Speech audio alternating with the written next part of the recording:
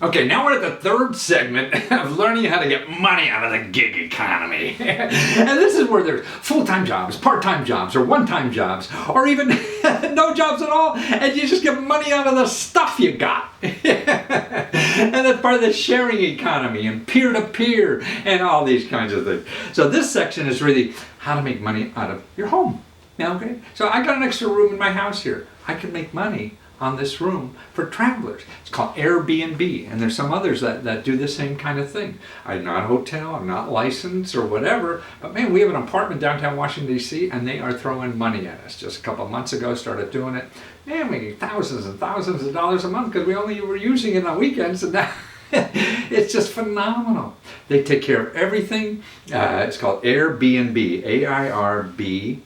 N as in Nancy, B as in boy. Okay. And it really started just 5 years ago. That's the company that's worth, like $25 billion now. They have 1 million rooms. So that's 1 million people like me that are making money out of extra. They have things like people on Airbnb, like in San Francisco, they put a tent in their backyard and people will pay like $25 a night to sleep in a tent.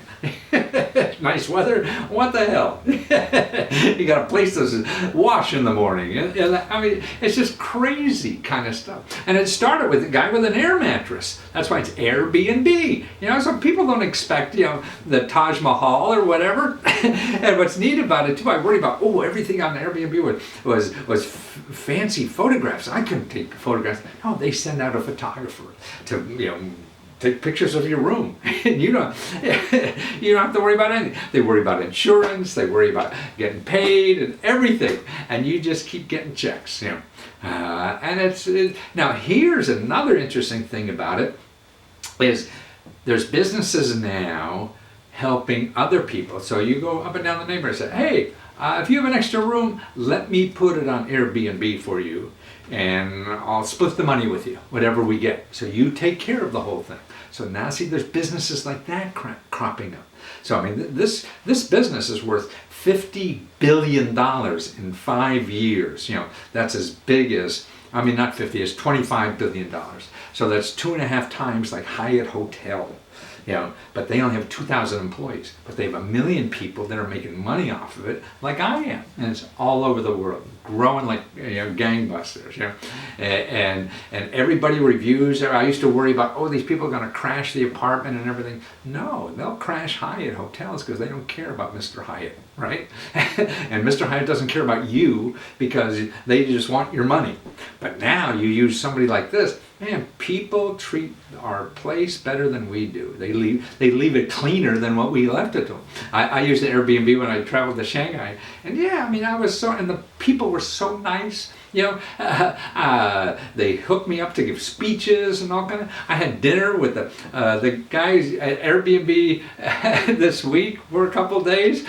Just delightful people to know. So it's like a relative, a friend who's giving you money that you never knew you could get. That's what's neat. And there's another one for boats. It's called boatbound.com. So that's what makes you, not only maybe you don't have a boat, but people do. And people have lots of money. They're too lazy, to get a couple extra $1,000 or whatever from their boat because they don't need a couple extra $1,000. You can. You say, okay, I'll split the money with you. I'll give you half the money I get. Let me use your boat, and I'll take care of all the hassle work. See, that's what's going on. That's why, the market and all these people do is have a website. They just have a website. That's it. And they take a percentage, and they have no employees or whatever, but they have 1 million rooms. And that's what's neat about it. So it's a big thing. Hotel. It's disrupting. The old stuff doesn't go away overnight.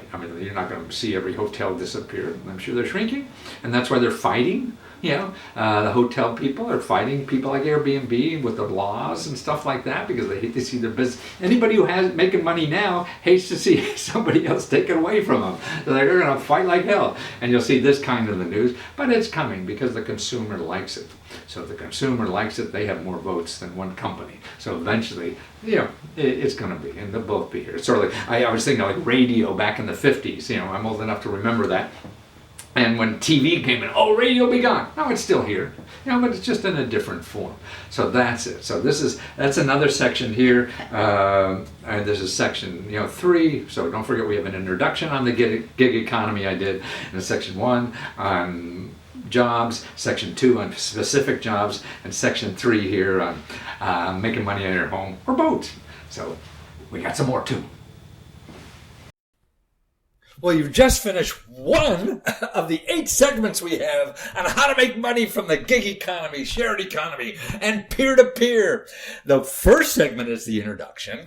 The second segment is full-time, part-time, and one-time jobs. The third segment is one-of-a-kind jobs. The fourth segment is money for your home or your boat. The fifth segment is how to get money from your car. Or the sixth segment is money from your closet. There's a lot of money in there you don't know about. And the sixth segment, we said that, money from your closet. The seventh segment is money from all your other stuff. And then there's an eighth segment is money from storing